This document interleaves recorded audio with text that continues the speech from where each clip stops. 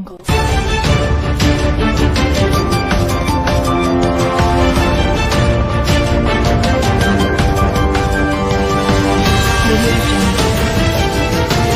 va, tema de Mauro Castillo nos permite iniciar el programa del día de hoy en Venezuela Siempre, Siempre Venezuela. Como siempre, llevándoles información, comentarios, noticias, música, entrevistas, todo lo que tiene que ver con Venezuela y su migración a lo largo y ancho del mundo. Esto lo hacemos con mucho cariño y mucho respeto para todos ustedes a través de esta señal 1400 1400 AM, la voz de la Gran Colombia desde Cúcuta para todo el mundo. Muy buenas tardes, Nancy. Alan, muy buenas tardes y muy buenas tardes a toda esa amable audiencia que está aquí en este dial, en el 1400 AM, la voz de la Gran Colombia, de nuestras redes sociales oficiales en Facebook, Instagram, Twitter, en YouTube, en la página web www.siemprevenezuelaweb.com, www.siemprevenezuelaweb.com, en enlace con la voz del Río Arauca 1110 AM. Saludamos en el control máster al señor Víctor Márquez y a Roberto Alexis Rojas, en las redes sociales a Alex Meneses, y en la producción a Vanessa Chacón, Alan Peralta con registro nacional 0715, y quien les habla, Nancy Pacheco, con registro nacional 0713, el Colegio Nacional de Periodistas, seccional norte de Santander. Bienvenidos a esta primera ronda informativa en Siempre Venezuela, Venezuela es noticia. Bueno, Delcy Rodríguez, vicepresidenta de la República del régimen de facto, espera que los acercamientos con los Estados Unidos se desarrollen diplomáticamente. No podemos asumir las relaciones internacionales desde una perspectiva infantil. Buen concepto. Buen concepto ese, porque la verdad que había sido infantil hasta este momento, ¿no? Pero en todo caso, Rodríguez señaló que en las peores circunstancias, Nicolás Maduro llamó al diálogo con Estados Unidos. Así que, si me preguntan, siento la satisfacción de saber que no hay otro camino y lo proponemos para el actual conflicto. Lo que proponemos para el actual conflicto debe ser el diálogo, dice la dirigente chavista. Rodríguez también cerró muy humildemente: puedo decir que siento que se impone el derecho y la democracia. Así que el espaldarazo que dan los Rodríguez a la gestión de Maduro versus esa opinión quizás un poco tibia de Diosdado Cabello. Entonces empieza a marcarse dentro del régimen de facto dos grupos. Uno que apoya...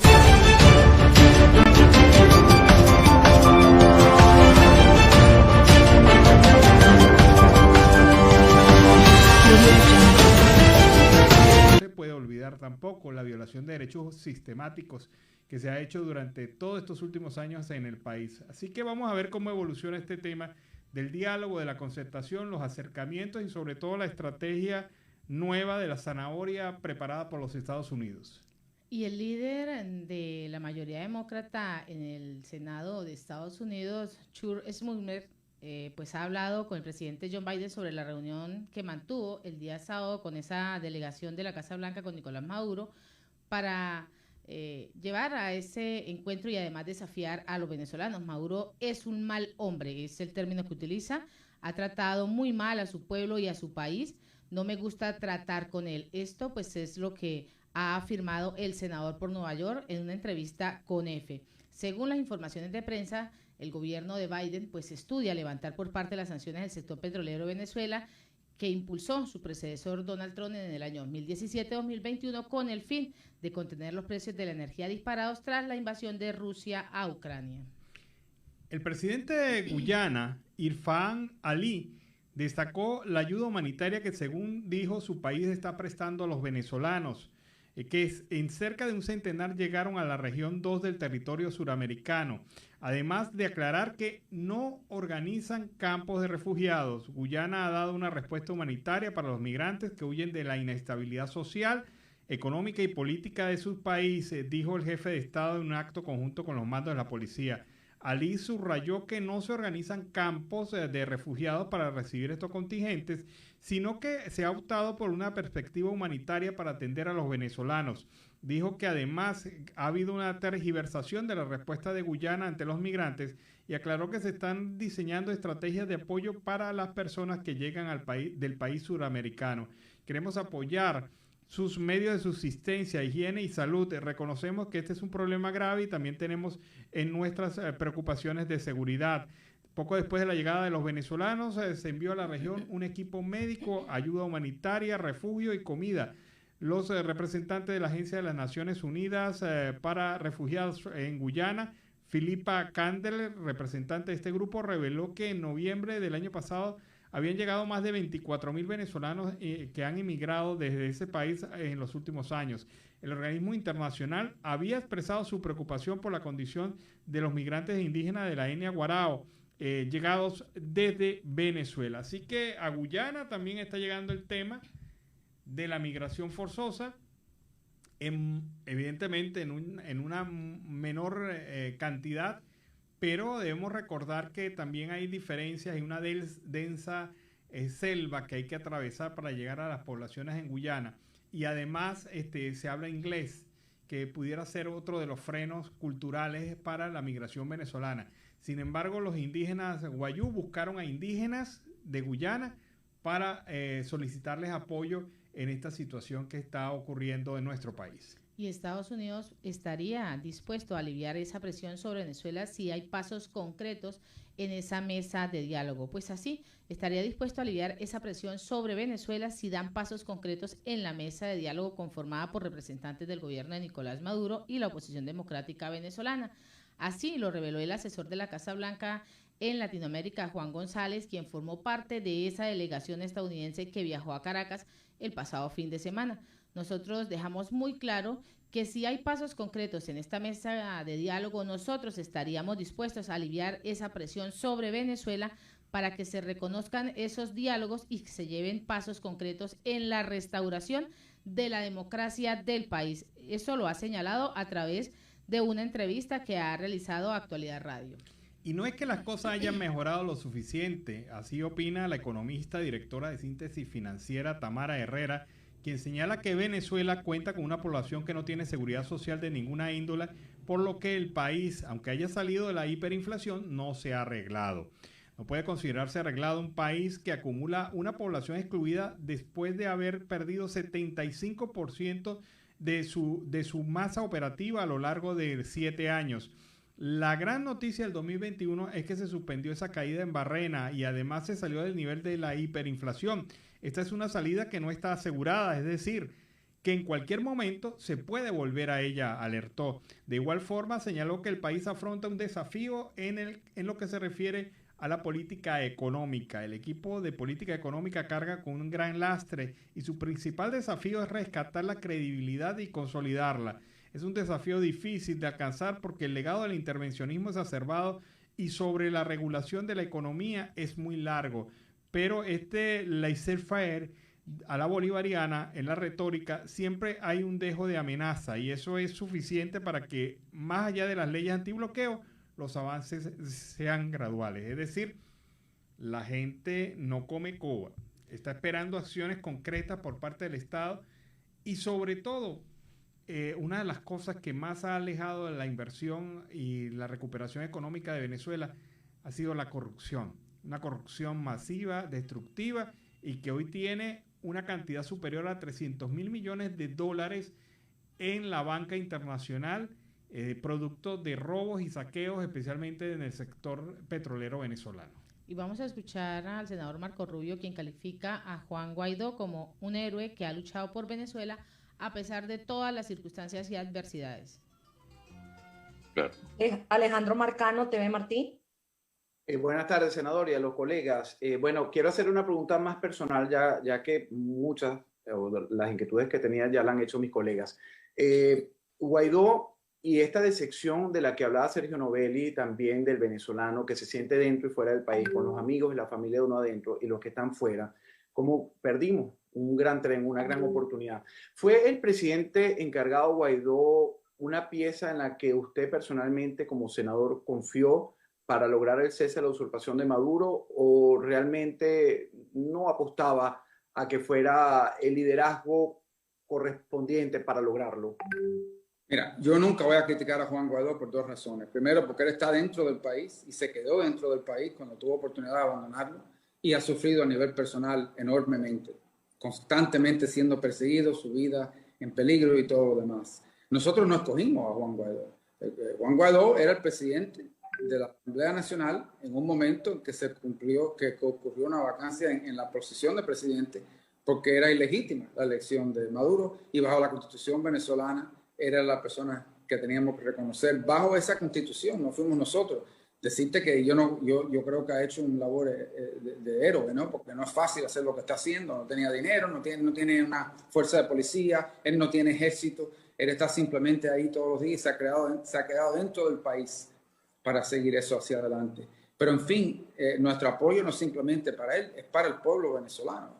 Lo que yo siempre he querido para Venezuela es que tengan elecciones democráticas y legítimas y que el venezolano escoja su propio gobierno y su propio destino de tal manera. Y es lo que Maduro le sigue negando. Y no solamente se lo está negando a través de violaciones consistentes contra los derechos humanos, contra todas las libertades básicas de todo ser humano, con un control total de la economía, con millones de venezolanos que han tenido que abandonar su país a razón de eso, sobre muertos, personas que han sido torturadas, personas que están en cárcel, que las familias no han hablado con ellos ni saben de cómo están, y con un acercamiento a Irán, con un acercamiento a Rusia, con un acercamiento... Bueno, y es la situación entonces que plantea Marco Rubio.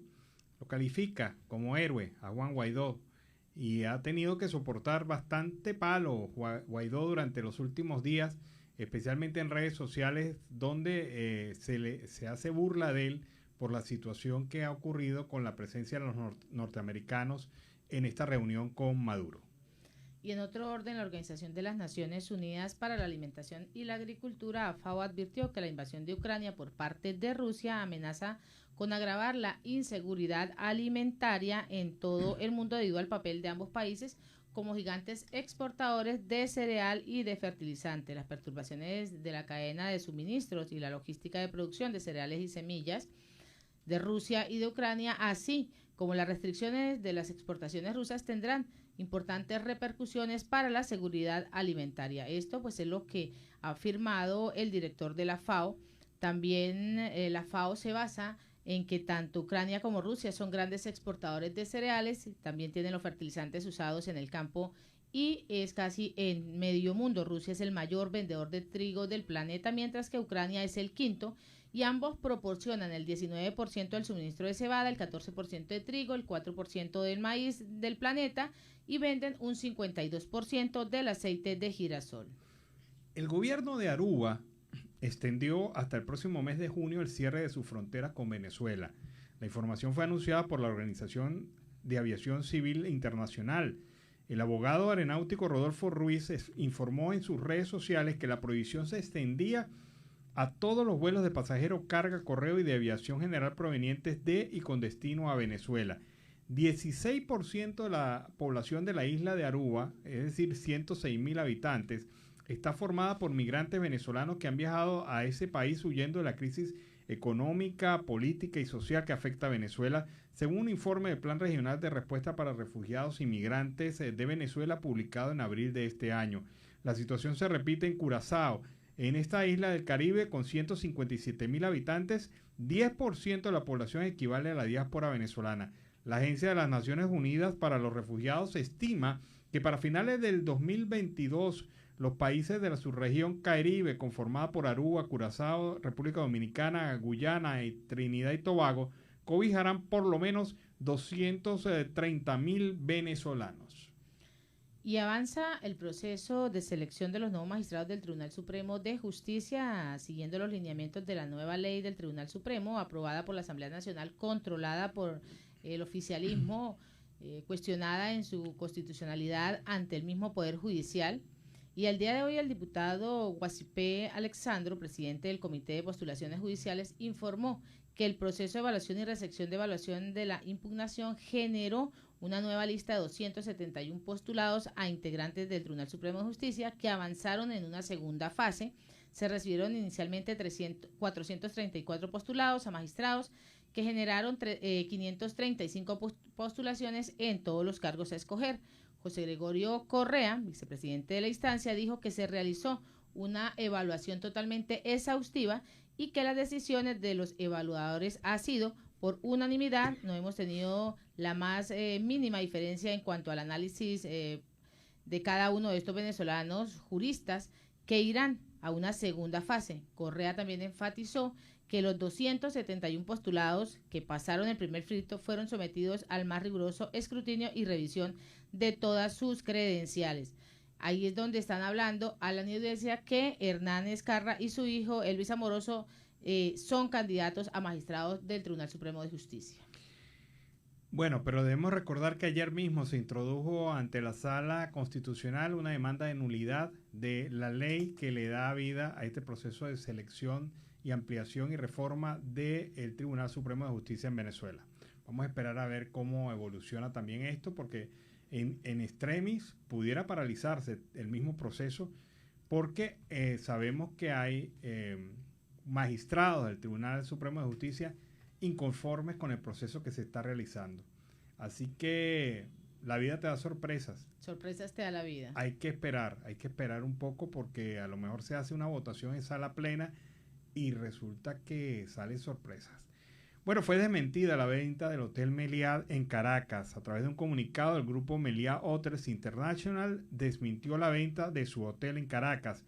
Ni el establecimiento está en venta, como afirmaba un medio, ni conocemos a la sociedad identificada como la presunta compradora, afirma el texto dado a conocer por Mundo UR. Además, dice que la compañía sigue apostando por un activo extraordinario en referencia al hotel en la capital. De acuerdo a la información publicada por la web especializada en mercadeo de la revista Productos el pasado 9 de marzo, este hotel, ubicado en la avenida Casanova en Caracas, habría sido vendido al grupo Traqui por $50 millones. Y apagones causan pérdidas en la producción tachirense, advierte diputados del CLED. Pues el incremento de los apagones en Táchira se traduce en pérdidas en la producción. Así lo ha advertido el diputado del Consejo Legislativo a esa entidad, Heriberto Labrador, y a su juicio las recurrentes fallas evidencian que el gobierno nacional no le importa los ciudadanos del estado Táchira. Nuevamente los tachirenses están siendo afectados por un gobierno que no le importan más los ciudadanos, dijo también, y agregó que hay sectores en los que las interrupciones eléctricas son hasta por 20 horas, lo que lleva a la entidad a estar en un completo caos al momento. Labrador también sostuvo que en los municipios Junín y Uribante años atrás nunca cortaban la luz, mientras que en la zona norte y montañosa pues los productores agropecuarios enfrentan esas pérdidas, sobre todo quienes trabajan con el tema de la leche. Bueno, hay una gran campaña hoy en redes sociales, se inició ayer y se prolonga durante el día de hoy, para solicitar la inmediata puesta en libertad del capitán de la Sota Quiroga, un efectivo militar venezolano que fue detenido arbitrariamente el 18 de mayo del 2018 y que ha sido sometido a torturas, a procesos de verdad inclementes en su contra, y también de un atraso judicial totalmente innecesario e injustificable. Se han presentado denuncias ante el Ministerio Público, ante la Defensoría del Pueblo a favor de la Sota, pero no se obtuvo ninguna respuesta y se introdujo un amparo constitucional para el decaimiento de la medida de privación de libertad sin juicio, porque no ha habido juicio. Entonces la situación de la Sota es totalmente, digamos, de abandono total. Debemos recordar que este capitán venezolano también tiene nacionalidad peruana por sus padres, de la Sota Quiroga. Así que hoy estemos pendientes de esta campaña solicitando la liberación de este militar venezolano, lamentablemente preso político del régimen de facto de Nicolás Maduro. Vamos a la pausa comercial y musical, ya regresamos. Bonito tema este de Lucas Arnao, de rodillas. Este es el tema que nos permite iniciar así el segundo bloque de Venezuela Siempre, Siempre Venezuela en la tarde de hoy. Y un comentario aparte del sentido del programa. Hoy asumió el nuevo presidente de Chile, Gabriel Boric, y Dios bendiga a Chile. Aspiramos que Chile siga en la ruta de progreso, en la ruta de la integración, del respeto institucional, del respeto a la democracia y los valores que ésta representa.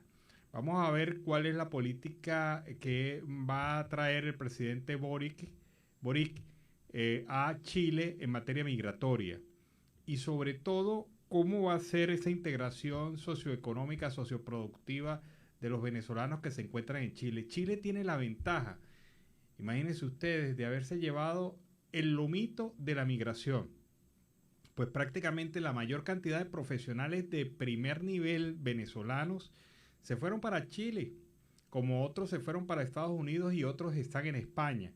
Pero el lomito en Latinoamérica se lo llevó Chile. Que después haya llegado una segunda y una tercera y una cuarta ola migratoria con personas de no tan ese mismo nivel, pues es verdad también. Y a ellos pues se le provocan, digamos, esa distorsión de imagen que se tiene de la migración venezolana en Chile. Pero lo que llegó a Chile fueron profesionales de primer nivel. Recordemos que muchos médicos, de los 40.000 médicos venezolanos que se fueron del país, están en Chile. Y han servido para darle una revolución, un vuelco a la atención de salud pública allá en ese país. Entonces, sentimos con mucha emoción, pues, esa nueva visión de Chile. Ojalá esto pues sea un avance más en el proceso democrático y no un retroceso. Así que éxito para los chilenos con su nuevo presidente. Y en otro orden noticioso, las mujeres crean un único centro en Caracas para adultos con autismo severo.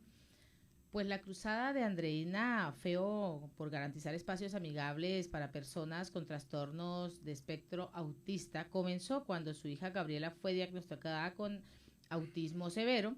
Al principio, cuando uno arranca este camino, tienen muchas inquietudes, muchas preocupaciones, muchas dificultades porque realmente no sabe hacia dónde va. Esto pues es lo que cuenta esta profesional de 55 años. Cuando su hija se hizo mayor de edad, no había un lugar para ella en ningún instituto de educación especial donde era atendida. Lo que aumentaban eran las incertidumbres. Cuando ella fue pequeña, yo me planteaba lo que hoy en día pues me da vueltas en la cabeza todos los días de mi vida, y es que, ¿qué va a pasar cuando nosotros ya no estemos? Es la pregunta que siempre se planteó, y a partir de ese cuestionamiento que se realizó junto con otras dos madres, pues creó la Fundación Autismo Dejando Huellas, donde hoy, a sus 28 años, su hija Gabriela y otros 50 jóvenes adultos con condiciones similares comparten aulas y sitios de recreación. Así se crea este nuevo proyecto de mujeres para estos niños que en su etapa adulta pues también necesitan tener espacios específicos para ellos. Bueno, Luisa Ortega Díaz y la Corte Penal Internacional afirma la cadena de mando empieza con el presidente de facto, Nicolás Maduro. El pasado 31 de diciembre expiró el segundo mandato como fiscal de esta abogada, Luisa Ortega Díaz. Debido a la decisión de la cuestionada y extinta Asamblea Nacional Constituyente, la destituyeron en el año 2017. Sin embargo, Luisa Ortega no piensa retirarse de la vida pública y tiene dos objetivos: impulsar la denuncia por crímenes de lesa humanidad en Venezuela, que en noviembre de 2017 presentó ante la Corte Penal Internacional, y también la defensa del orden constitucional. Afirma Luisa Ortega Díaz que las pruebas que llevó a la Fiscalía, a la Corte Penal Internacional, son demostración clara de que en Venezuela de manera sistemática se ha venido realizando graves violaciones a los derechos humanos y abusos de autoridad que niegan, por tanto, estas autoridades no las investigan, razón por la cual, estando al frente del Ministerio Público, el Poder Ejecutivo puso todos los obstáculos para evitar que la institución hiciera su trabajo. Por este motivo, una vez en el exilio, acudió el 16 de noviembre del 2017 ante la Fiscalía de la Corte Penal Internacional. Entregó, según afirma, 1.690 pruebas que comprometen la responsabilidad no solo de Nicolás Maduro, sino de Vladimir Padrino López, Gustavo González López, Antonio Benavides Torres y Néstor Reverol, exministro del Interior, Justicia y Paz. En esta se denuncia el ajusticiamiento de más de 8.000 venezolanos entre el 2015 y el 2017 y los asesinatos de 131 personas solamente en el año 2017 en protestas y manifestaciones. Vamos a escuchar a la diputada Milagro Paz, quien denuncia la muerte de jóvenes parturientas en el hospital de Cumaná. El día de hoy queremos denunciar con fuerza, con horror, pero además con mucho dolor, el fallecimiento en las últimas semanas de más de 20 jóvenes sucrenses parturientas en el hospital de Cumaná. por la misma bacteria que cobró la vida de más de 150 niños neonatos en el año 2014 ante la mirada indolente de las autoridades del estado Sucre. La falta de insumos que tiene bastante tiempo cobrando espacio, los pacientes deben llegar con absolutamente todo lo que necesitan para poder ser atendidos. Los hijos de esas 20 mujeres que perdieron la vida exigiendo a las autoridades que por favor intervengan inmediatamente el hospital y que puedan de una vez por todas descontaminar los quirófanos que están matando a nuestros ciudadanos. Radio Asamblea Nacional es noticia.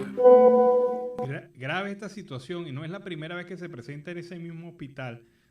Recordemos lo que pasó con los niños el año pasado, que también empezaron a fallecer, los neonatos empezaron a fallecer en ese mismo hospital y asegura la parlamentaria por la misma bacteria. Vamos a escuchar en este momento el reporte de Oliver Luyano, el amigo de todos.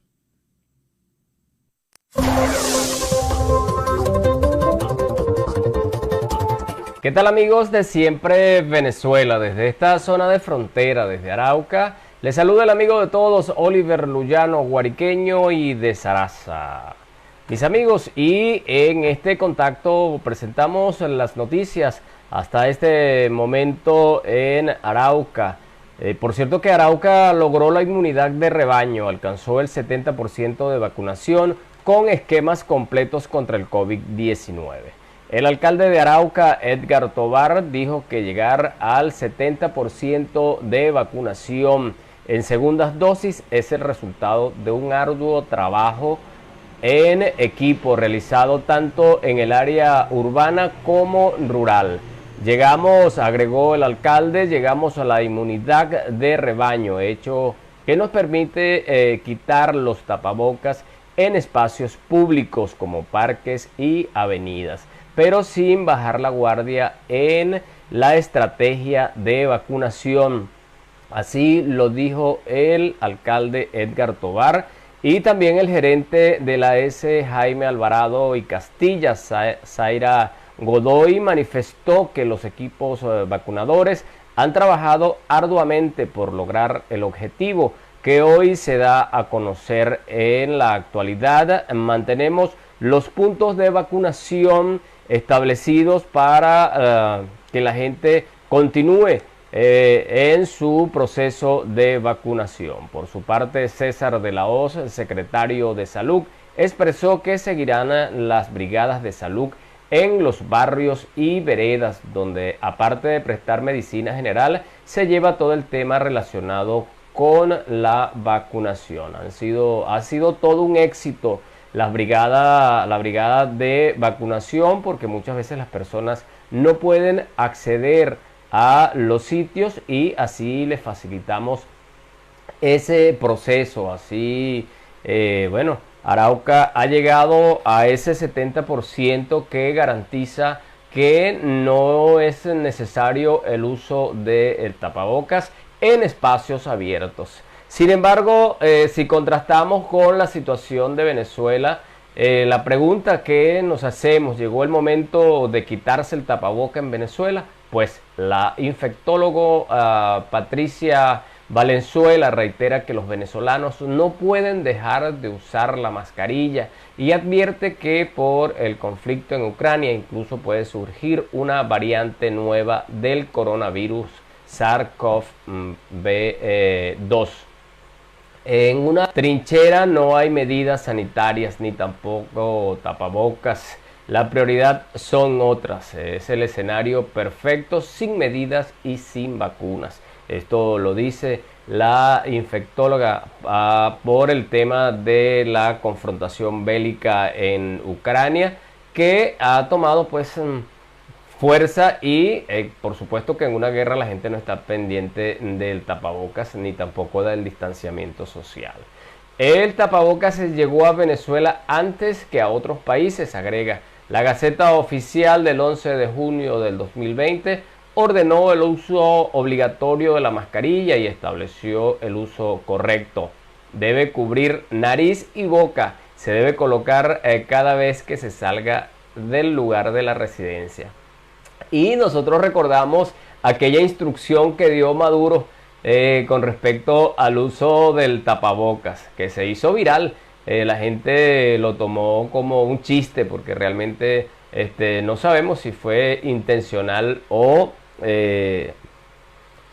por esa inteligencia, entre comillas, que ha dado a conocer el presidente Nicolás Maduro. Se ha distinguido por su inteligencia, ¿no? 2 años después se ha relajado la utilización de la mascarilla. Por la vía de los hechos, los pasajeros de transporte público se la bajan, las personas que caminan se la quitan y quienes tienen las 2 dosis de la vacuna contra el COVID-19 se saludan de besos. A mí me llama la atención que muchas veces la gente se abraza con el tapabocas, incluso se llegan a dar besos con el tapabocas, así que a cuidarse. Todavía el virus es una realidad, todavía está allí latente. Y en otro orden, amigos, Duque ofreció aumentar producción de petróleo para vender a Estados Unidos.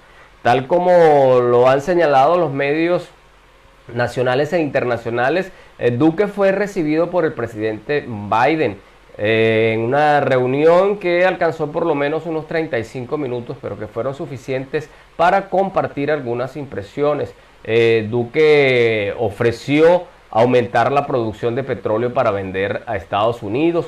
También en el marco de la celebración del bicentenario de la relación de Colombia con Estados Unidos, también se señaló Duque que Estados Unidos le aportará por lo menos 2 millones de vacunas y dejó abierta también la posibilidad para recibir ayuda en cuanto a armas, pudieran recibir ayudas, inclusive préstamos para mejorar la condición de la Fuerza Armada, de los equipos de bélicos de Colombia. No dejó pasar el presidente la oportunidad de conversar por el tema de Venezuela. Tras el encuentro con el presidente estadounidense Joe Biden en la Casa Blanca, el presidente Iván Duque ofreció una rueda de prensa en la residencia del embajador de Colombia en Washington, en donde entregó más detalles de la reunión. Frente a la visita de funcionarios de la administración Biden a Venezuela, en donde se reunieron con miembros del gobierno de Nicolás Maduro, Duque aseguró que no discutirá la decisión de Estados Unidos. También dijo, Estados Unidos maneja su relación, sus misiones, su política en el marco de lo que son sus intereses y particularmente en lo que se trata de la liberación de sus presos políticos. Pero vayamos al fondo de la pregunta. Dijo, Estados Unidos y Colombia siguen trabajando por el restablecimiento de la democracia en Venezuela. Por supuesto que dijo que sí, Estados Unidos y Colombia siguen manteniendo su postura frente a Nicolás Maduro. Es un dictador y el mandatario colombiano enfáticamente señaló su respuesta afirmativa. Duque también informó que ofreció a Biden el apoyo en el aumento de suministro de petróleo para Estados Unidos luego de que la Casa Blanca prohibió la exportación de crudo ruso. Colombia hoy es un país que tiene más capacidades de suministrar hidrocarburos de lo que tiene hoy Venezuela. Hoy nosotros estamos produciendo más de 890,000 barriles y podemos muy prontamente llegar a 1 millón de barriles, así lo destacó el presidente Duque. Vamos a presentarles a ustedes estas declaraciones donde podemos extraer algunos de los puntos que expuso el presidente. Es que hoy el presidente Biden ha tomado una decisión supremamente importante en materia de política exterior y es la de elevar a Colombia a la posición de aliado estratégico no miembro de la OTAN, un privilegio que han tenido muy pocos países, y esto en la celebración del bicentenario de nuestra relación bilateral eleva la relación al punto histórico más alto. Y lo segundo, también se refuerza por parte de los Estados Unidos el respaldo a nuestro país en la gestión del COVID-19 con la donación de 2 millones adicionales de vacunas, unas implicaciones muy importantes y estratégicas en materia de seguridad. Nos permite acceder a nosotros a capacitación, a capacidades técnicas, a armamento, si es que se requiere en algún momento, inclusive de manera temporal, pero esencialmente fortalece la cooperación también en materia de seguridad, que entre los dos países es muy estrecha en la lucha contra el terrorismo y el narcotráfico. Hay mucho equipo militar colombiano, aéreo, terrestre, que tiene que ser en este momento pues cambiado, tiene que ser modificado porque ya está llegando a momentos de desuso. A una cosa importante también de este acuerdo es que nos permite acceder también a material que pueda ser prestado de manera temporal. Entonces eso permite también una transición en la actualización de mucho de nuestro material de protección nacional. Estados Unidos nos está apoyando con inteligencia, contrainteligencia, para advertir, prevenir y anticipar ataques que puedan ocurrir en materia cibernética. Lo que más valoro es que el gobierno de los Estados Unidos nos ha dicho: apoyaremos con toda la inteligencia y contrainteligencia necesario lo que se requiera para proteger no solamente nuestro proceso electoral de ataques, sino también para proteger al Estado colombiano. Sí, ese tema se trató y sobre ese tema en particular, yo creo que el principal mensaje que transmitió el presidente Biden y su equipo es que su mayor preocupación era la liberación de personal o de personas norteamericanas, estadounidenses, que estaban prisioneras en Venezuela. Eso lo manifestó él como su mayor preocupación. Pero yo creo que el mensaje de fondo, y que es muy relevante en la declaración conjunta que en este momento debe estar siendo distribuida en español, queda claro que los dos países seguimos trabajando con claro convencimiento en que se debe restablecer la democracia en Venezuela.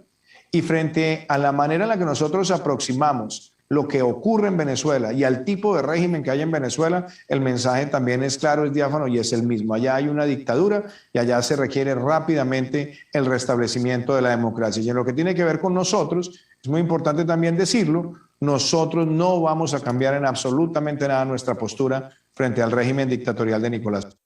Y también se señaló que al término de la visita con el presidente Joe Biden, Iván Duque sostuvo una reunión en privado con la embajadora de Ucrania en Washington, Oksana Markarova, en la residencia del embajador de Colombia, donde se discutió asistencia para Kiev en medio de la incursión rusa. Mis amigos, desde esta zona de frontera, desde Arauca, reporta para ustedes el amigo de todos, Oliver Luyano, guariqueño y de Zaraza.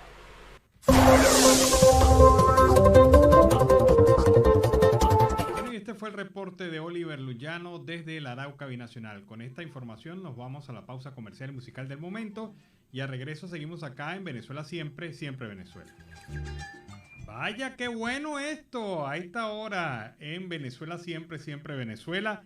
Joropo es lo que yo canto y lo canta Mónica Pérez, que nos ha traído ese tema para iniciar así de manera recia la segunda hora de Venezuela Siempre, Siempre Venezuela en la tarde de hoy. Seguimos en Siempre Venezuela, Venezuela es noticia a través de este dial, el 1400 AM, La Voz de la Gran Colombia, de nuestras redes sociales oficiales en Facebook, Instagram, Twitter, en YouTube, en la página web, en enlace con La Voz del Río Arauca 1110 AM.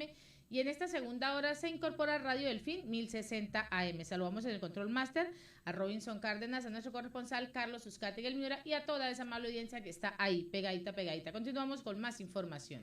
Bueno, Juan Guaidó está en Anzoátegui, allí en el oriente del país. Ha enviado un mensaje para el rescate, la salvación de Venezuela.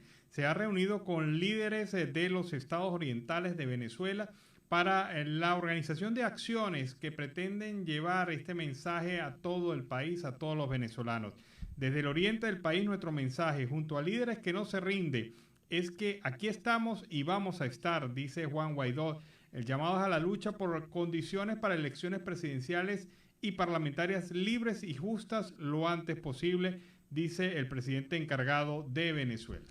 y exigen mejorar el sistema de salud venezolano para evitar la deserción de los médicos. Pues la oposición venezolana, que está liderada por el presidente encargado Juan Guaidó, exigió el día de hoy llevar a cabo mejoras en el sistema de salud para evitar esa deserción de los médicos en el marco de la conmemoración del Día de esta profesión. A través de un comunicado que se ha sido publicado a través del Centro de Comunicación Nacional, la oposición aseguró que las condiciones en las cuales viven los médicos de Venezuela pues llevan a numerosos profesionales del gremio a que abandonen esta labor sanitaria y además de eso que salgan del país. La diputada electa en el año 2015, Dianela Parra, médico de profesión, lamentó las condiciones en las que trabaja el personal sanitario y urgió a exigir mejores laborales, así como pedir que se resuelvan las fallas en los diferentes hospitales. Asimismo, también en ese Día Internacional del Médico de Venezuela recordó que los colegas que en ese momento deben actualizar sus conocimientos adquiridos durante toda su formación. 40.000 médicos venezolanos están en el exterior, según las cifras de la Federación Médica Venezolana. 40.000 médicos de todo nivel, especialistas, profesionales de altísimo nivel que han sido preparados no solamente en Venezuela, sino en las más prestigiosas universidades del mundo y actualmente forman parte de la diáspora. Algunos de ellos, la mayoría, no está ejerciendo la medicina, sino que están realizando actividades de otro tipo para su supervivencia. Son ellos héroes también a diario, porque a pesar de tener esta profesión, están sobreviviendo como puedan en el resto del mundo. La escalada de violencia contra el sector de los agroproductores ha dejado pérdidas superiores que alcanzan los 380 millones de dólares. Así lo señaló el parlamentario Ricardo Sánchez de la Asamblea Nacional Ilegítima, miembro de la Comisión de Diálogo por la Paz con el sector ganadero y el campo de la Asamblea Nacional. Sánchez indicó que alrededor de 800.000 semovientes fueron víctimas de abigeato con un impacto grave a la seguridad agroalimentaria de la nación. En este sentido, recordó que el hurto de ganado es una realidad histórica no reciente para el país. Hoy el abigeato puede representar pérdidas de 380 millones de dólares que se dejarán de percibir en las finanzas nacionales al no aprovechar el mercado de exportación que puede generar este sector agroproductivo. El parlamentario agregó que anualmente se pierden 120.000 animales vinculados a la ganadería lechera y 680.000 a la ganadería doble propósito. Y la parlamentaria de la Asamblea Nacional Legítima, Karin Vera, denunció la censura implementada en el Táchira por Freddy Bernal. Escuchemos. La diputada de la Asamblea Nacional por el Estado Táchira, Karin Vera, denunció que desde que Freddy Bernal asumió la gobernación impuso una censura en la entidad. Tenemos una total censura y opacidad para acceder a la información de lo que ocurre realmente en el Estado Táchira. Desde que llegó al poder, aquí ningún medio de comunicación ni ningún ciudadano puede tener acceso o puede tener la oportunidad de conocer lo que pasa en el Estado Táchira en materia de gestión. La parlamentaria señaló que los periodistas van a los entes gubernamentales y les dicen que no están autorizados para dar información. Y cuando algunos medios de comunicación han querido tener acceso a través de los organismos competentes, sencillamente se les informa de que no están autorizados para dar la información y es que solo el gobernador quien puede ejercer esa función o que deben solicitar una cita previa para que sea agendada y estos puedan darle la información requerida.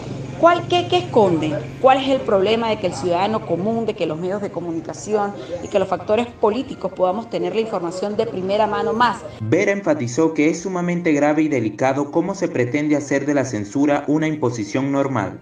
Radio Asamblea Nacional es noticia. Bueno, es la situación que se presenta con relación al tema de la libertad de expresión y la libertad de información en Venezuela. Miren qué cosas. Provea denuncia que hasta hoy no ha sido publicado el decreto de aumento del salario mínimo en la Gaceta Oficial. O sea que hasta que no sea eso publicado, eso no deja de ser gamelote.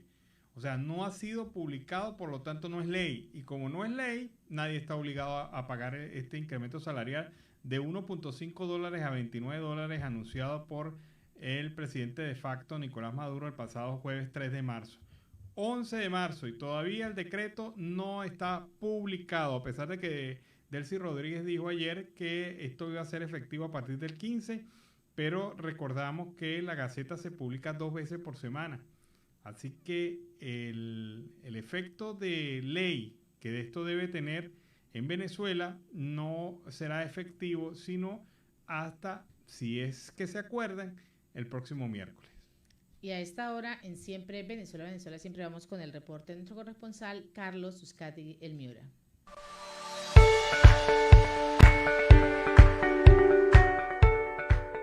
Feliz tarde para todos desde Riohacha, capital del departamento de La Guajira. Carlos Uzcategui, el Miura, la voz del Caribe colombiano, para el programa Siempre Venezuela, Venezuela Siempre. Si quiere volver a escuchar, leer, estar informado, ingrese a la www.siemprevenezuelaweb.com. Hoy con nosotros el presidente de la Fundación Brisas del Norte, aquí en Riohacha, capital de La Guajira, Jairo Ibarra. Bienvenido al programa Siempre Venezuela, Jairo. Gracias, Carlos, gracias, muchísimas gracias. De verdad, un saludo muy especial a Nancy por esta inmensa labor que realizan desde el programa Siempre Venezuela. Y Alan Peralta, si no se nos pone celoso. Alan Peralta también, que hacen este trabajo maravilloso de informar a la población colombiana y a la población venezolana en los diferentes territorios del país y de otros países también, que es importante que se mantengan bien informados de lo que está aconteciendo dentro y fuera de Venezuela, ¿no? Sí, señor. Jairo, vamos a hablar algo que es muy importante, caso de septiembre con los migrantes, caso del RUN. Tú tienes toda la programación de lo que ha venido sucediendo a través de los biométricos y, por supuesto, información importante que vas a detallar para el programa Siempre Venezuela, para que todos los migrantes desplazados y, por supuesto, colombo venezolanos que tienen esta situación puedas darle la información. Sí, básicamente lo que pasó en septiembre fue que pues mucha gente dejó perder sus citas y el sistema se volvió loco, ¿no? Entonces, pero Migración Colombia ha habilitado un botón en su página web donde todas las personas que hicieron la biometría en el mes de septiembre van a poder entrar allí y dejar toda la información y subir un PDF con el RUN que les arrojó la página en aquella oportunidad, para que puedan retomar el proceso y les puedan imprimir su PPT nuevamente. Y son cantidades de personas. Y son muchísimas personas las que están en esa situación, ¿no? Eso no quiere decir que estén por fuera de la implementación del ETPB, solamente que el proceso está un poco atrasado para ellos, pero que Migración Colombia ya entendió y habilitó este botón para que ellos puedan resolver su situación con referencia a este tema en específico. Jairo, me comentaste algo que es muy real. Falta poco tiempo. Coméntanos el espacio de esto. Sí, nosotros como organización estamos preocupados y hemos elevado la voz ante instituciones nacionales y de cooperación internacional, ante algunas embajadas, pidiendo que hagan incidencia ante Migración Colombia para que se pueda hacer una prórroga, debido a que, por ejemplo, en el departamento de La Guajira, nosotros nos hemos dado cuenta de las falencias que hay en temas de comunicación, en temas de acceso a un dispositivo móvil, para que la población pueda acceder y acogerse al Estatuto Temporal de Protección mediante la página de Migración Colombia, ¿no? Es un tema bastante complejo para mucha gente. Y largo. Entonces nosotros no entendemos, ¿qué estamos pidiendo nosotros? Que se dé una prórroga en este tiempo, quizás hasta el 31 de diciembre, para que la gran cantidad de población en el territorio de La Guajira pueda acogerse. Y yo estoy seguro que en otros territorios del país también está aconteciendo la misma situación, donde hay una cantidad de gente desinformada que no tiene conocimiento ni de qué es el estatuto ni para qué sirve.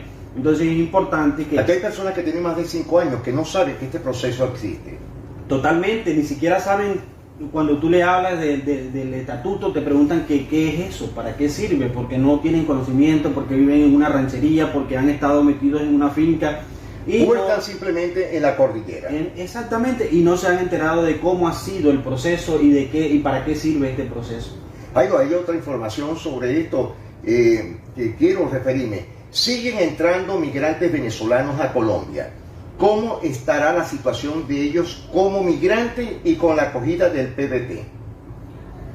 Para nadie es un secreto que hay un flujo mixto, ¿no?, en tránsito desde Venezuela hacia Colombia.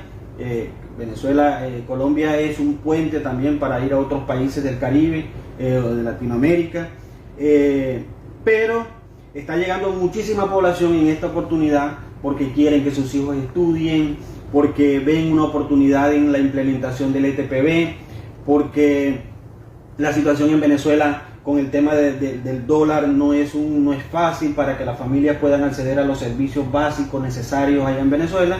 El tema de la alimentación, que los costos están elevadísimos. Entonces realmente la población, nosotros sabemos y entendemos que sigue llegando mucha población caminante y que por allí, por la frontera de Paraguachón y a lo largo y extenso de la frontera están atravesando seis municipios. Entre Colombia y Venezuela, pues todo lo que es la Alta Guajira, por allí hay una afluencia bastante fuerte de población venezolana, y que nosotros sabemos que eso no está documentado, ¿no? Que Migración Colombia tiene unas cifras, la plataforma regional del GIFIN tiene otras cifras. Pero las cifras reales las tienen las fundaciones y asociaciones. Totalmente. Porque sabemos de calle cuántos migrantes están entrando a diario. Nosotros los atendemos en campo y sabemos las necesidades reales y latentes que tiene la población y estas brechas enormes que hay en temas de comunicación, en temas de salud, en temas de educación, en temas de acceso a justicia en el territorio colombiano para que la población venezolana refugiada sea atendida efectivamente. Sabemos el desconocimiento que hay desde las instituciones para atender a la población, no reconocen las resoluciones que ha sacado el gobierno. No reconocen me pasó a mí. No reconocen los instrumentos que han puesto en marcha el gobierno para que la población acceda a los servicios en Colombia. Entonces realmente es una situación... Es un mecanismo. Sí, es un mecanismo y es una situación bastante difícil. Que no está balanceada, Jairo. Totalmente. No está balanceada. Hay mucha desinformación desde la institucionalidad de los funcionarios que atienden a la población con referente a los instrumentos que se han puesto en marcha. Hay una queja muy fuerte, Jairo, te la tengo que comentar. Lo viví el día de ayer con varios migrantes venezolanos que viven en diferentes poblaciones del sur de La Guajira.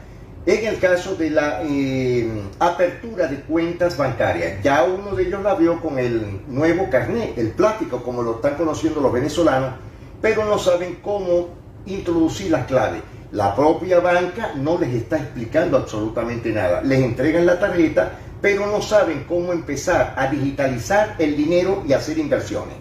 Sí, realmente es un tema de información, ¿no? Aquí hay un desconocimiento desde los funcionarios de las entidades financieras y eso lo vivimos a diario. Nosotros acompañamos a la población, la gente no reconoce el nuevo documento, como no sabe quién se lo entregó. Cuando las personas asisten a una entidad financiera, le preguntan que quién les entregó esos documentos, que cómo los consiguieron, porque ni siquiera conocen la resolución, y eso es otra realidad gravísima a la que se enfrenta la población. Lo mismo está ocurriendo con los niveles en las alcaldías, en diferentes departamentos que no conocen lo que significa el RON o no leen. Es algo que yo me pregunto, ¿no están leyendo la situación, la realidad de casi 1.800.000 venezolanos que están en Colombia haciendo ya vida activa?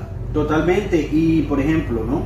El desconocimiento o la no empatía de los funcionarios públicos agrava la situación. Entonces yo creo, ¿no?, que también el gobierno debe hacer un tema de sensibilización para que los funcionarios públicos aprendan que esos instrumentos están en marcha y que se deben respetar esos acuerdos y esas resoluciones que ha sacado desde el nivel nacional. He visto varias cosas en diferentes municipios del sur de La Guajira y por supuesto también aquí en la capital, en Riohacha, hay una cierta xenofobia de varios funcionarios. Y para nadie eso ha sido un secreto, Jairo. El presidente Iván Duque Márquez lo ha dicho, denuncien. ¿Hacia dónde podremos denunciar? Sí, es fácil decir denuncien, pero una población vulnerable.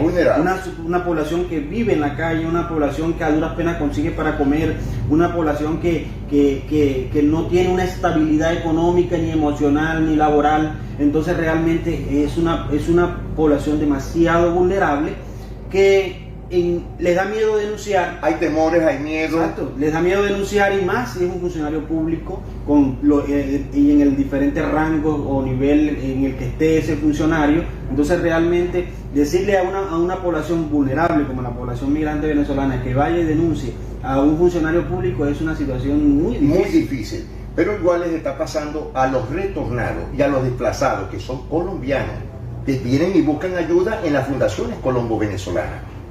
Sí, hay un tema importante y es que, por ejemplo, ¿no?, la institucionalidad colombiana tiene muchísimas falencias para atender a su población histórica, y con esta llegada masiva de la población venezolana al territorio colombiano trastoca algo. Ha agravado más la situación y la cobertura que ya tenían está sobrepasada. Está sobrepasada. Bueno, Jairo, tenemos que despedirnos ya hasta ahora. Gracias por la información. Ya para despedirnos con Jairo Ibarra. Bueno, muchísimas gracias por la oportunidad que nos brindan desde este programa maravilloso que lleva información a las comunidades más alejadas de Colombia y de otros países. Y pues aquí seguimos trabajando y enviar un mensaje de resiliencia, ¿no? Es importante que nos mantengamos unidos porque en la unión está la fuerza y en la unión es donde vamos a poder lograr nuestros objetivos. Bueno, señores, ya nos estamos despidiendo esta hora. Muchas gracias a Jairo Ibarra y por supuesto a la Fundación Brisas del Norte.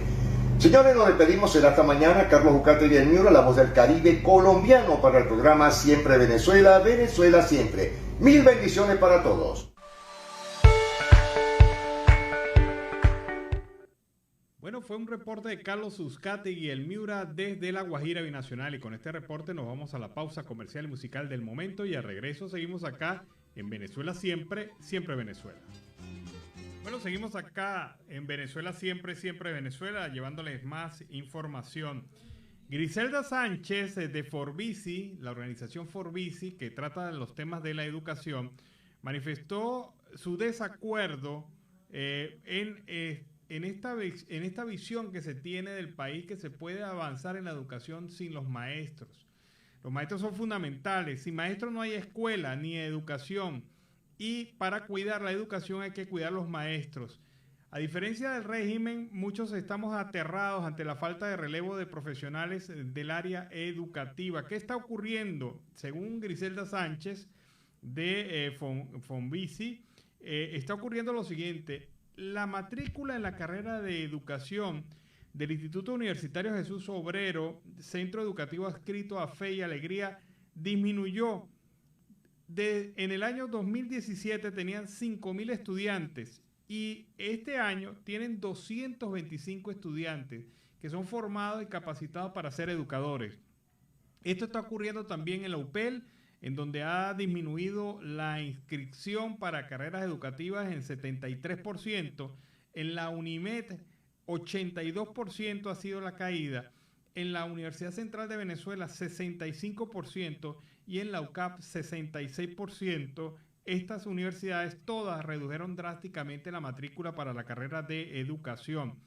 Los enormes niveles de descontento y de insatisfacción laboral de gremio docente, así como dice Pérez Clarín en una invitación a la deserción en masa de docentes por el deterioro de su calidad de vida. Los docentes improvisados y la llamada chamba juvenil que busca sustituir a los docentes que no están ahora en los salones de clase solo traerá más proselitismo político. En los estudios de Tulio Ramírez de insatisfacción laboral en el gremio docente, se ha determinado que entre el 1996 y en el 2006 había descontento. Ahora, imagínense ustedes cómo estará la situación de los docentes que se rebuscan como peluqueros, vigilantes, comerciantes informales y que por obligación migraron.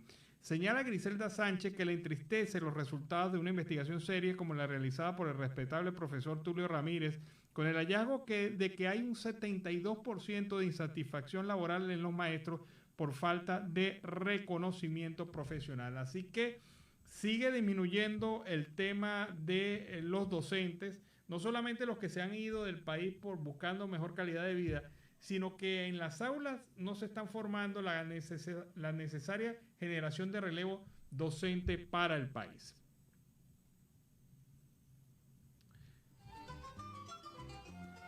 Y vamos ahora con el reporte de... seguimos con más información.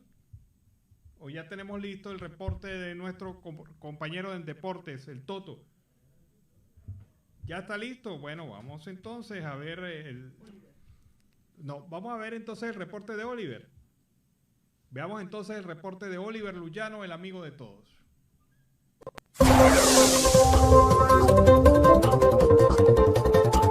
¿Qué tal amigos de Siempre Venezuela? Desde esta zona de frontera, desde Arauca, reporta para ustedes el amigo de todos, Oliver Luyano, guariqueño y de Saraza. Mis amigos, seguimos en este recorrido conociendo más historias de nuestros hermanos venezolanos en esta zona de frontera. En este momento estoy con un paisano, ¿me dices tu nombre? Jesús. ¿Y el apellido, Jesús? Jesús Mesa. Jesús, ¿de qué parte de Venezuela tú eres? De Valencia. ¿Y hace cuánto tiempo que llegaste a Arauca? 4 años. ¿Por qué te viniste, Jesús? Por la situación. ¿Cómo era la situación allá en Valencia? Difícil para el trabajo, para todo. ¿A qué te dedicabas? Yo me dedicaba a trabajar en una heladería, era chofer, soldaba, hacía de todas cosas, pero a medida que no había trabajo, nada. ¿Con quién te viniste? Me vine solo y después traje a mis hijos, a mi esposa, traje a todos. ¿Cuántos hijos tienes? Tengo 4. ¿Y todos te los trajiste? Todo me los traje. Allá no se puede vivir. ¿Y allá quién queda, Jesús? Allá quedan mis hermanos, queda mi familia, pero ¿qué más vamos a hacer? No podemos, la distancia, bueno, pero ¿qué vamos a hacer? ¿Y en este tiempo no has regresado, no lo has visitado? Viajé en febrero del año pasado. ¿Qué sentiste? ¿Tenías ganas de quedarte? Sí, de quedarme, claro. ¿Y la gente que te decía, no te vayas? No te vayas, y bueno, lo que provoca uno es nostalgia, broma, que uno le pega uno como ganas de llorar, de quedarse, pero bueno, ¿qué más hace uno? ¿Y por qué decidiste venirte a Arauca? ¿Por qué esta zona? ¿Ya la conocías? No la conocía, pero me queda más cerca de Venezuela, porque yo sé que algún día Venezuela se va a acomodar, entonces me queda un pasito. Entonces, por eso es que me decidí quedarme aquí. Aquí no hay tanta fuerza de empleo, pero bueno, yo por lo menos trabajo ahí con mi rellena, con mi broma. ¿Y cuando llegaste, Jesús, quién te recibió? ¿Llegaste solo? Me recibió un primo de la mujer que hace rellena, que hace esto, pues, que hace las morcillas, criollo como no. ¿Te recibieron en Sí, me recibieron. Y yo duré unos días y después empecé a trabajar. Yo trabajaba antes con plátano y bueno, ahorita estoy trabajando con otra cosa porque el plátano ahorita está muy caro. Jesús, descríbeme cómo ha sido tu vida aquí, cuáles han sido los obstáculos que se te han presentado. Mira, aquí, yo trabajo por mi cuenta porque aquí la gente es muy viva, quieren, como unos venezolanos, quieren estar diciendo que vamos a pagarte lo que es, entonces eso me da como rabia porque uno igualito sabe trabajar, o sea, no todos somos marcianos, nosotros somos iguales, seres humanos, pero ¿sabe cómo es la cosa aquí? No le dan el valor que tiene al trabajo igual como los colombianos. No le dan el valor. Trabajé una semana para Caracol en altura y me daban 20.000 y 30.000 pesos y al soldador el otro le daban 100.000. ¿Qué sentías, Jesús? Caracol es una vereda. Coño, sentía como... En la semana cuando pasó no me lo pagaron de una vez, me duraron como 2 semanas para pagarme, sentí con rabia, ¿viste? Sí, impotencia. Sí, impotencia. Pero bueno, ya gracias a Dios trabajo por mi cuenta. Ya vamos a hablar del trabajo que estás ejerciendo ahora, pero quisiera también que me describieras qué pensabas. ¿En algún momento sentiste deseos de regresarte? Sí, sentí deseo, todos los digo, o sea, ya yo estoy acostumbrado aquí en Arauca, pero no es como está uno en su tierra, así en la casa de uno, que uno se siente con sus amigos, su broma. Claro, aquí yo he hecho muchas amistades, pero no es lo mismo. ¿Y allá en Venezuela qué dejaste? ¿La casa? Sí, dejé mi casa, dejé muchas cosas, dejé mi herramientas, todos mis hermanos, todo allá, dejé eso, hasta un carrito lo vendí porque no se podía. No se podía. ¿Y cuando hablas con tu familia, qué te comentan? ¿Cómo está la situación ahora? Uno me dice que, cónchale, que allá todo es dólares, o sea, ahí trabajo, allá se gana, pero todo es en dólares, o sea, que uno tiene que llevar dólares de aquí para allá, para uno poder trabajar, si no, le pagan que 20, 15 dólares a la semana y eso no alcanza para nada. No alcanza para nada. ¿Y tú con este trabajo que desempeñas, puedes ayudar a tu familia? ¿Te piden ayuda? ¿Les ayudas? Sí, a veces, no es tampoco que uno gana aquí para, que uno se dice, no, un sueño americano, que uno se va a ver rico, no. Uno gana aquí es como para pagar su arriendo, mantenerse, o sea, comer bien, lo que uno hacía en Venezuela, pues. Jesús, y cuando te viniste, ¿qué planes traías? ¿Pensabas que ibas a desarrollar algún trabajo en particular? Eso sí, pensé en hacer pensé en que aquí iba a surgir, pues, así como yo estaba en Venezuela, que yo en Venezuela hacía de todo. Ese surgí, pero no se me dio la oportunidad, porque por la gente aquí sé que sabe. ¿Tú has sentido en algún momento xenofobia, Jesús, por parte de los hermanos colombianos?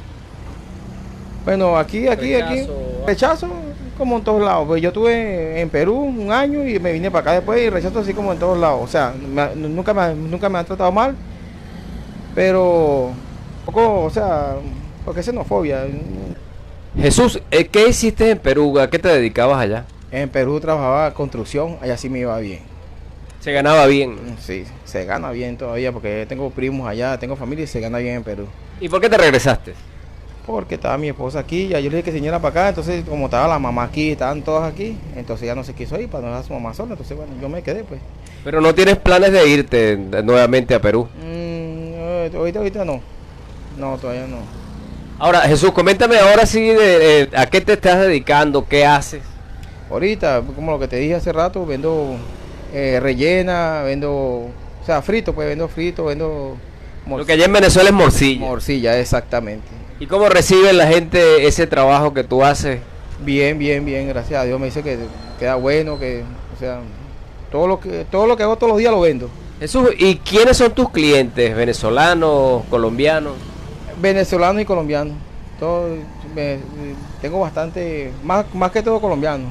Ahora, aquí es distinto que en Venezuela, ¿no? La gente come morcillas en horas de las tardes. Sí, comen en horas de la tarde, de la noche. Comen, en Venezuela no, de la mañana. En Venezuela de la mañana nada más. Comer de noche cochino hace daño, dice uno ya. Bueno, sin embargo, o sea, allá en Venezuela más que todo se vende el chicharrón, pues con cachapa y broma de noche, sí se vende mucha fritanga, pero o sea, otro tipo de fritanga, pues, más que todo carne, cochino y broma. A mí aquí no, aquí se vende la rellena de noche. Jesús, ¿qué has aprendido de toda esta situación que te ha tocado vivir? ¿Qué he aprendido? Que hay que ahorrar. Hay que ahorrar para no pasar una cosa de esta como la que uno está pasando ahorita. No estabas preparado, ¿no? No estaba preparado. ¿Y sientes que allá en Venezuela no valoraste algo, dejaste de valorar? Sí, uno agarraba y por lo menos tú te ganabas, porque en Venezuela se ganaba real. No se ganaba, por decirte, 100.000 bolívares y me gastaba 200. Entonces, mucho más de lo que uno ganaba. Entonces, ¿qué es lo que pasa? Que si uno hubiera ahorrado, uno estuviera ya tranquilito, todavía estuviera por lo menos guapeando, como lo han hecho muchos, que se ahorraron y uno. Esa es la mayor lección que te ha quedado. Esa es la mayor lección que me ha quedado aquí de estos países, que uno es migrante y eso es lo que me ha quedado. Ahora, Jesús, ¿tienes planes de regresarte a Venezuela? Yo todos los días me paro. De mejorar la situación, ¿no? Sí, yo todos los días me paro pidiéndole a mi Dios que se mejore Venezuela para yo regresar para mi casa. Todos los días. ¿Qué podemos decir que te llevarías? ¿Qué harías allá? ¿Qué aprendizaje te llevas? Mire, aquí, bueno, fue eso, el trabajo, aprender a valorar las cosas, sí. Aprender uno a valorar. Ya no buscarías empleo, sino que tú generarías empleo. Sí, ya por lo menos ya trabajaría por mi cuenta. Bueno, Jesús, quiero que nos compartas un mensaje para toda nuestra audiencia. Bueno, le pido que se mejore, pedirle a Dios que se mejore Venezuela, porque todos mis paisanos tenemos que volver allá, ¿entiendes? Eso es lo que yo pido, ese es el único mensaje que yo doy, porque la plata no la hace. Uno lo que tiene que pedir a Dios es vida y salud y más nada. Bueno, Jesús, agradecido. Bueno, gracias.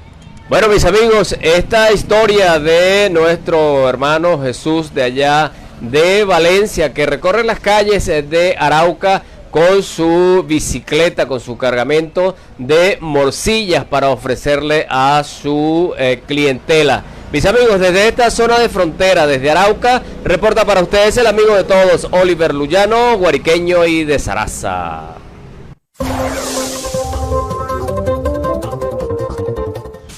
Siempre Deportes, en Siempre Venezuela, con Luis Eduardo El Toto Mora. Hola, ¿qué tal? Cordial saludo con las buenas tardes para todos nuestros seguidores, para toda la gente que nos escucha a través de Siempre Venezuela, Siempre Deportes. Saludo cordial para todos mis compañeros, especialmente para Alan Peralta y para Nancy Pacheco. La frase para el fin de semana: por muy larga que sea la tormenta, el sol siempre vuelve a brillar de entre las nubes. Qué buena frase de la esperanza y el positivismo. Arrancamos con el desarrollo de la información deportiva, Siempre Deportes. Hablamos de béisbol porque las Águilas del Zulia confían en el regreso de Salvador Pérez a la Liga Venezolana de Béisbol Profesional.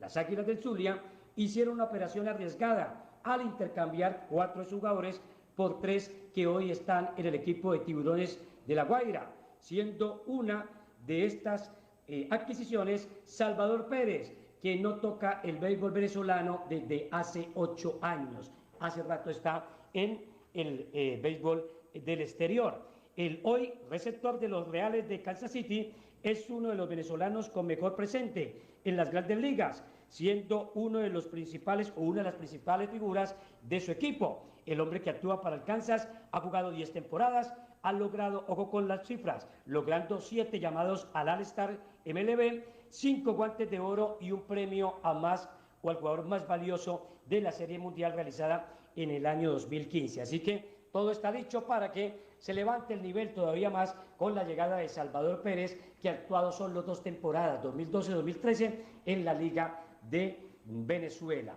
Hablamos de baloncesto, porque la selección venezolana categoría sub-18 está afinando detalles rumbo a lo que será la fiesta del suramericano, de la fiesta de la número 7.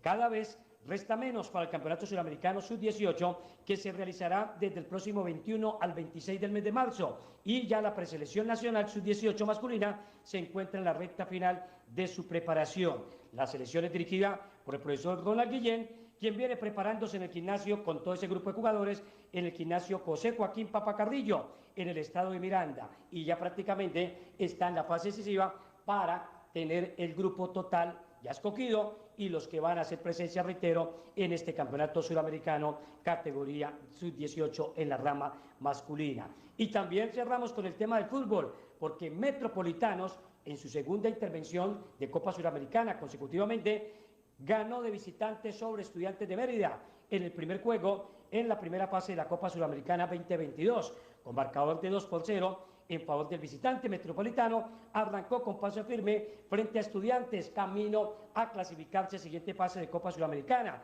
Al minuto 29, Walter Araujo puso el 1-0 y en el minuto 70 apareció Flores para colocar el definitivo 2-0. Ahora los dirigidos por Lionel Bielma, es decir, el equipo de Estudiantes de Mérida, deberá prepararse y llevar una buena estrategia al Estadio Olímpico de la Universidad Central de Venezuela en Caracas, donde se jugará el compromiso de vuelta. La serie está 2-0 en favor de Metropolitanos, que prácticamente con un empate estaría diciendo presente a la siguiente fase de la Copa Suramericana. No es más, señoras y señores, que tengan todo feliz fin de semana y nos veremos, si Dios lo permite, el próximo viernes con todo el resumen de las mejores noticias en la parte deportiva, con todo lo que referente al deporte venezolano. Resto de tarde feliz y que tengamos todos un buen fin de semana. Gracias a todos. Con Luis Eduardo El Toto Mora. Bueno, fue el reporte del Toto Mora en materia deportiva y hablándonos de béisbol, pero ya cerramos nuestro programa durante la tarde de hoy. Así hemos llegado al final de esta emisión de Siempre Venezuela, Venezuela Siempre es Noticia, a través de este dial, el 1400 AM, La Voz de la Gran Colombia, de nuestras redes sociales oficiales en enlace con La Voz del Río Arauca 1110 AM y Radio Delfín 1060 AM. Agradecemos en el Control Master al señor Víctor Márquez, a Roberto Alexis Rojas, a Robinson Camacho, en las redes sociales Alex Meneses y en la producción a Vanessa Chacón, Alan Peralta con Registro Nacional 0715 y quien les habló, Nancy Pacheco, con Registro Nacional 0713, el Colegio Nacional de Periodistas Seccional Norte de Santander. Hasta la tarde. Hasta la tarde, cuídense.